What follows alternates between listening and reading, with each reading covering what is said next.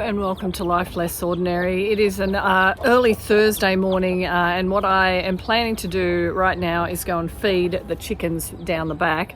But part of this video I wanted to give you an update on our gardens for February. So essentially a garden tour for February.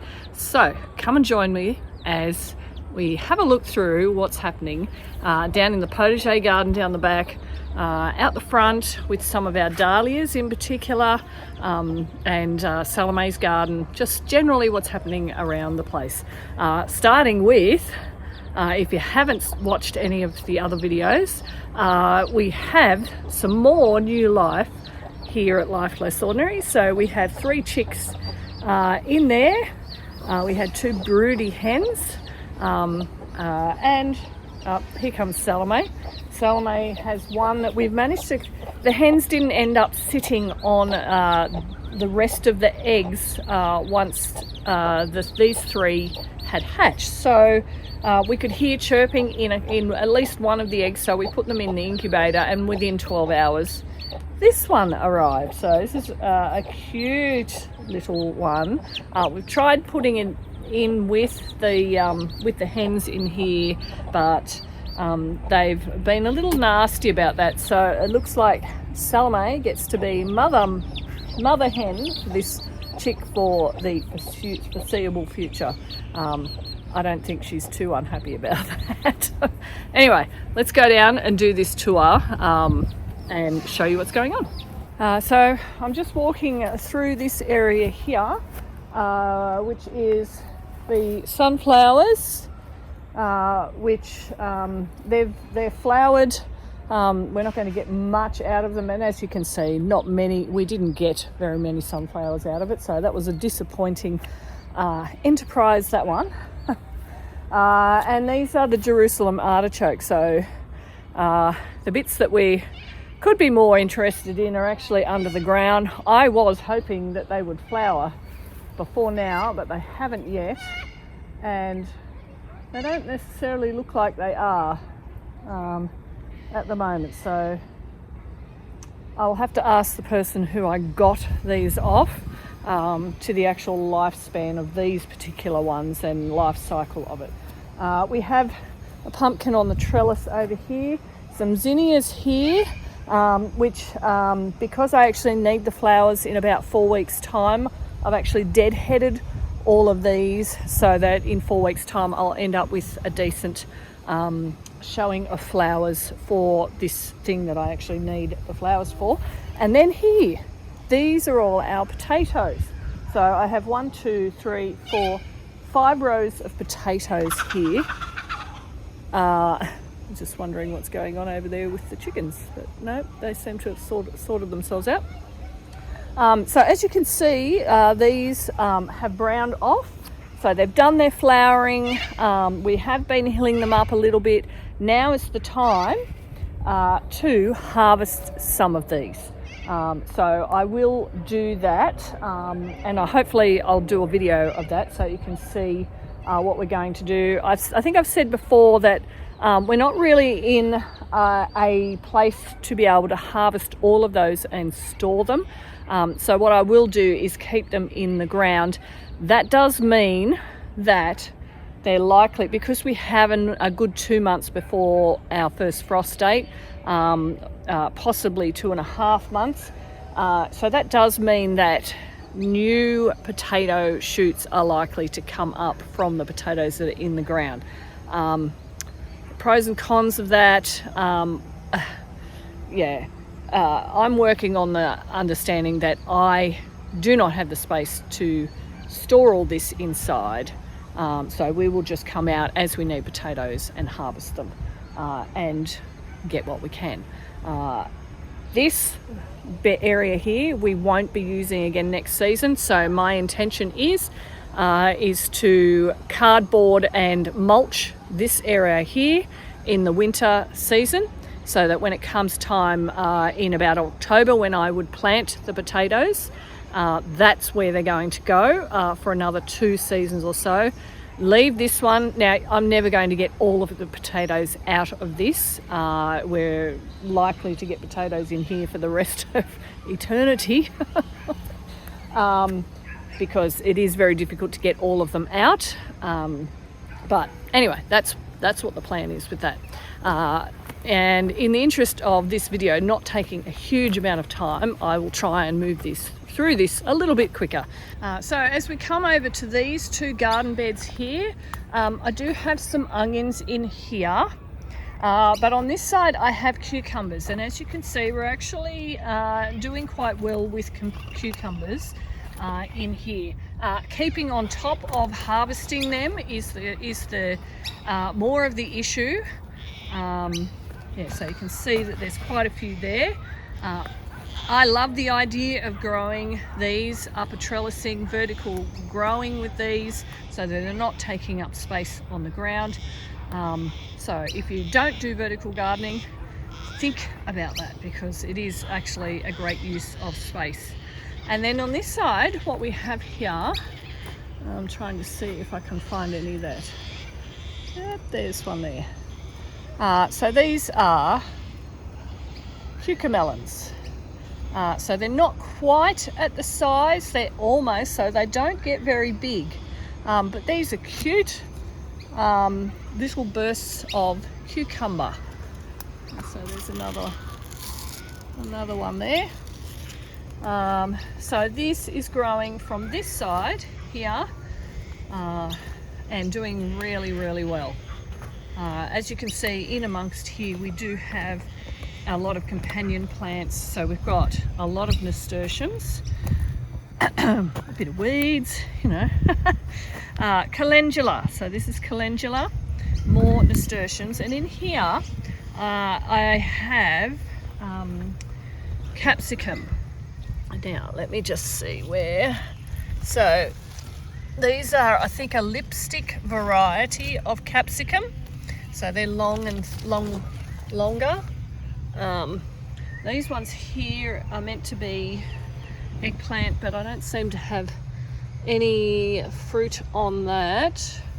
And they've obviously been well and truly attacked by the insects. But that's all been attacked. That hasn't. And these haven't. So sometimes you just have to take the losses. More capsicum in there. And I really like the idea of, you know, I think my husband, who likes order, this probably looks like it's just all over the place, but this I appreciate. I really do like it. Lots and lots of sweet potato in this. We actually hacked it back because it had actually gone all the way over to here, and because of the surrounding properties, we are likely to get snakes, so I will do anything to ensure that they don't find hidey holes that we might stumble across them. So trying to keep this tidy, that was why we hacked it back,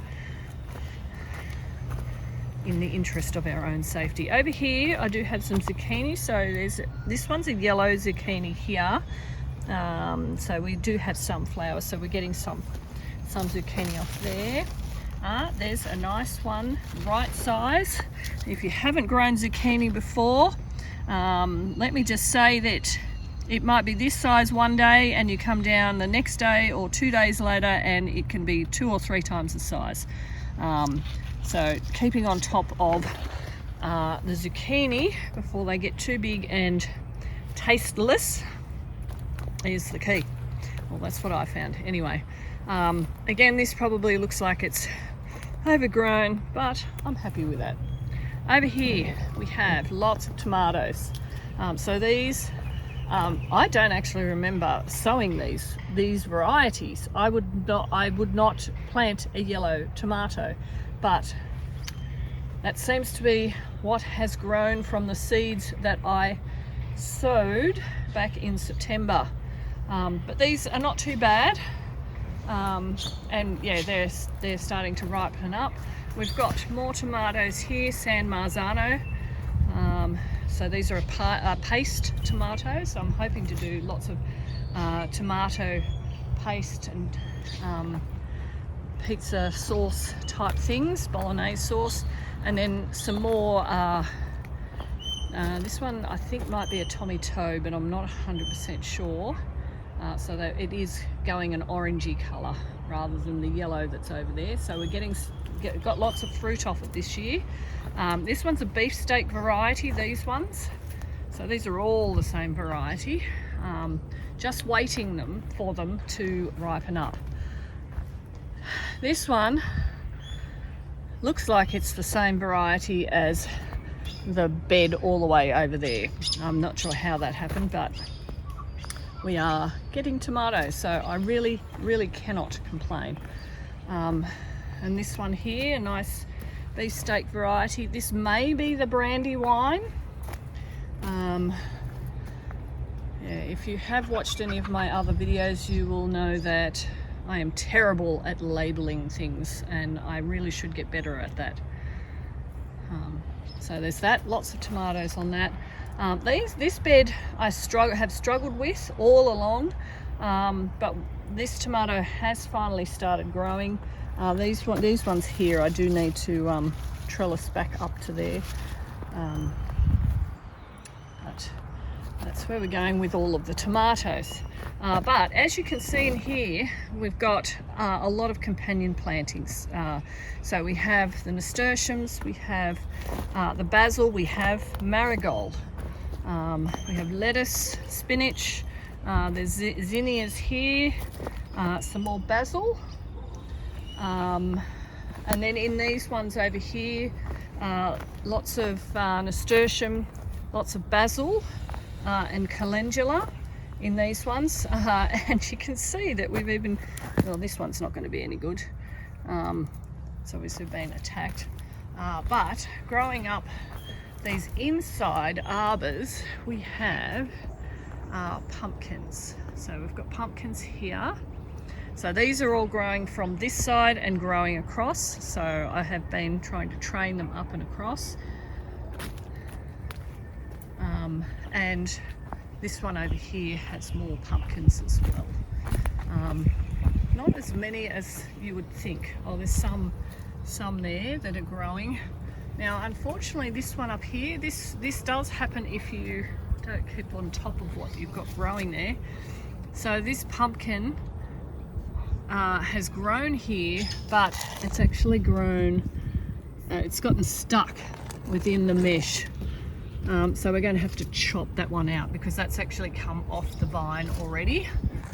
As you can see from here, it's come off the vine. So that'll be an interesting exercise trying to get that off. But I'm hoping that with all these pumpkins, and I've got a few up the front as well, that we will end up with probably between 20 and 30 pumpkins that we can store and use over the winter. This bed here is corn.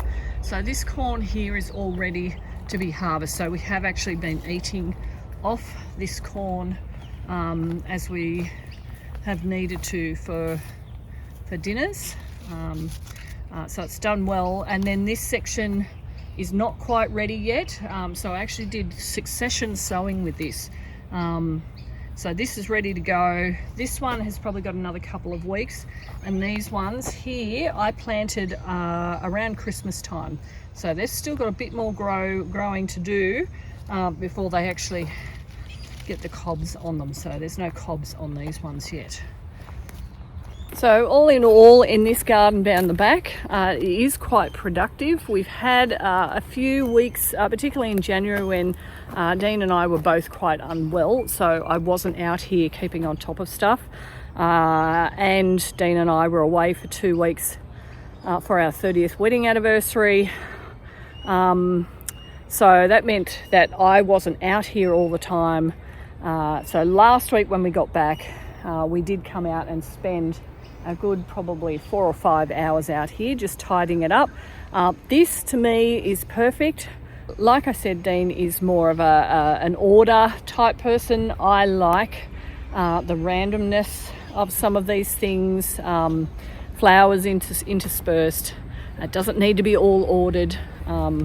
And so this bed here is all flowers that just keep self-seeding and reproducing. So it's a nice entrance into this area. So yes, we have had to do a bit of work last week to try and get on top of a few things. Like I said, particularly the sweet potato. Anyway, so that's this back area. And I will show you this. This is sunflower teddy bear. I have grown to love sunflowers more and more, and branching out into so many different varieties. Love the teddy bear. Anyway, I will take you out the front to show you what's going on out there. I'm just making my way up to go around the front, and I just noticed that I had left the netting off the strawberries to allow for a bit more pollination, a bit of breathing for the strawberries. So we did plant about 30 different strawberry runners about 3 years ago. So as you can see from the space of this, it has grown quite well.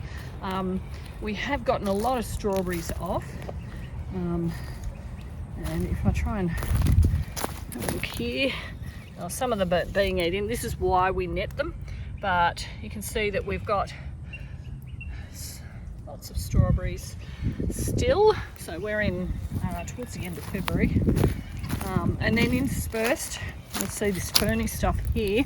So this is the difficulty I found with netting strawberries, is this the asparagus, which I've got in three different rows here, should actually grow up to sort of this tall and be a nice ferny protection for the strawberries. But because we've had to net, it means that it's actually being pushed down and not doing what I would like it to do effectively. So we do have strawberries in here. So it's just a matter of getting out here and harvesting them for a couple of days. But they have been nice. I've made jam.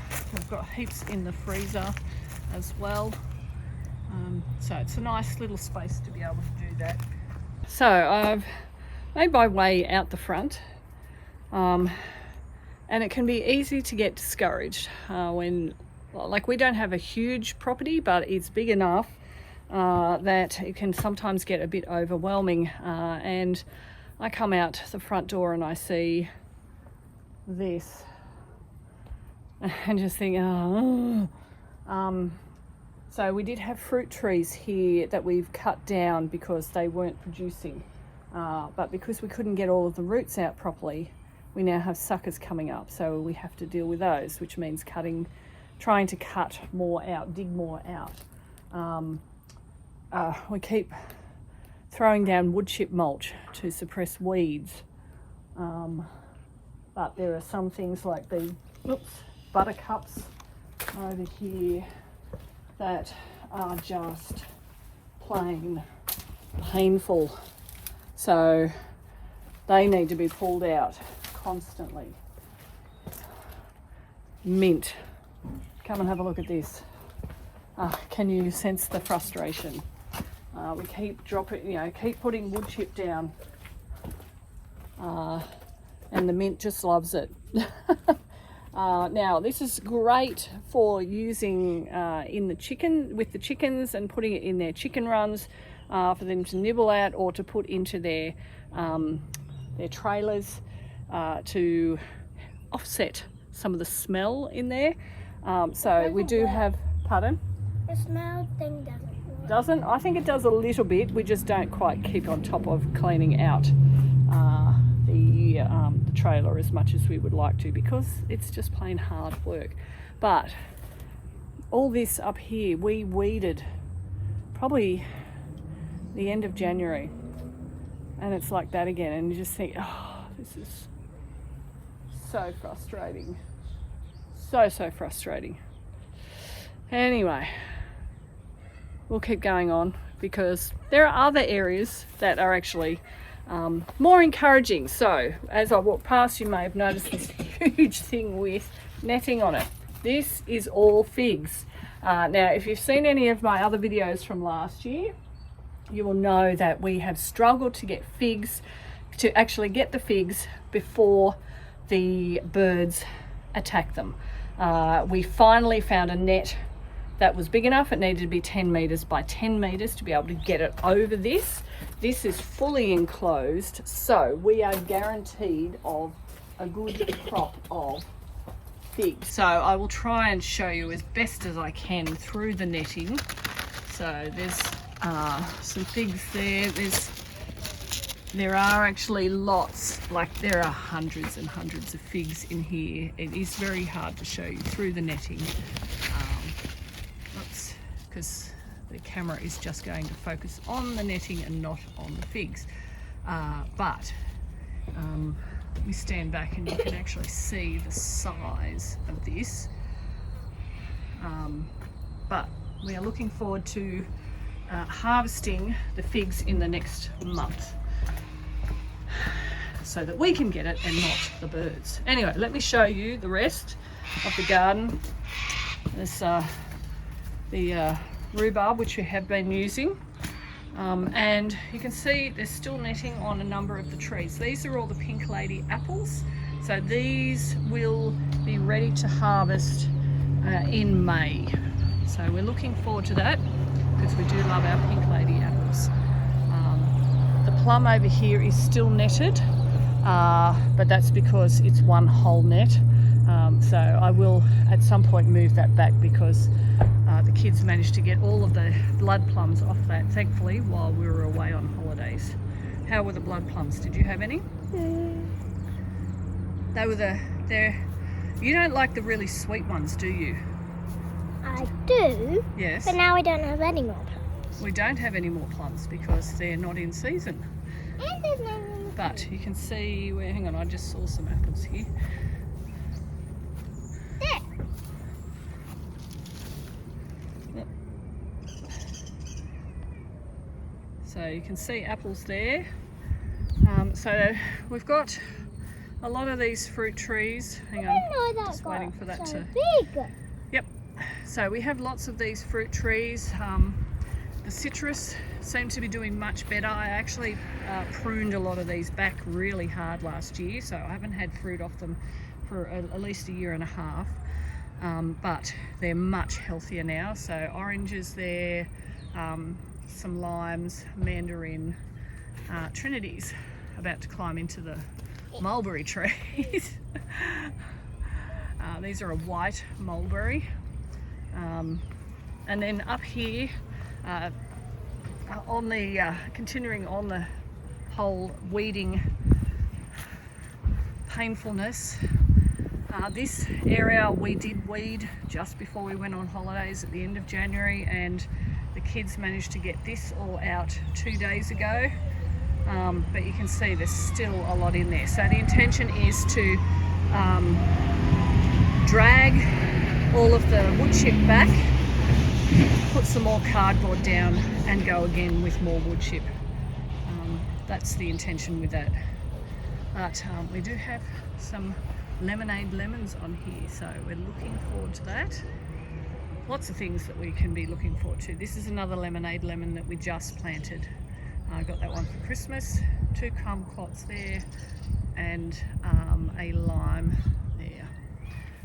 And then heading down here, this is Salome's garden, which has suffered a bit of neglect, but she's getting tomatoes off her, so that she's managed to have all of the cherry tomatoes. I didn't plant any cherry tomatoes for some reason, but hers there and over there, they're slightly bigger than cherry, but she's got cherry tomatoes, some dahlias, potatoes over there, and this is her flower row. So she's got some lovely zinnias, salmon zinnias, not foxgloves, snapdragons, and lots of hollyhocks, nasturtiums there. Nothing in this row as yet. And then we do need to tidy up. So this was parsley, and the corn didn't do very well here. And her sunflowers have finished, so we will chop those back. But I'll just show you down here. So this is the area that I have grown all my dahlias this year, and I've got lots and lots of varieties here that I deadheaded probably a week ago, mostly, so that for this thing that I have in 4 weeks' time, we will hopefully get lots of flowers for that. So just appreciate all the different colours of zinnias.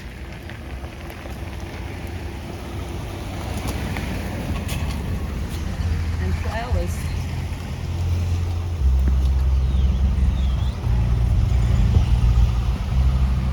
As we walk along here. The last thing I will say is this is comfrey, which is great, particularly for around chopping and dropping around fruit trees.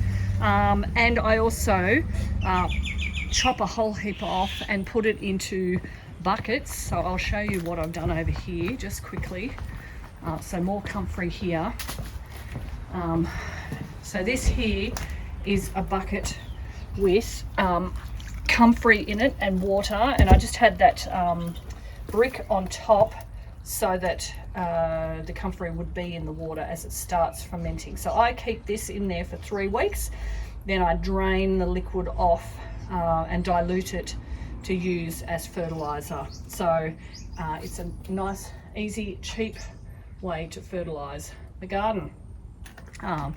Now comfrey can take over, but if you've got a use for it, which means chopping it and dropping it around your fruit trees here, then it's not a bad plant to have. So as you can see, we're still in the height of quite a lot of things going on in the garden.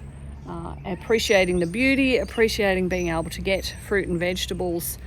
It's just a great thing. Hopefully this tour hasn't been too overwhelming and I haven't chatted on far too much. But yeah, we do appreciate you watching and thank you for joining us as we live our life less ordinary.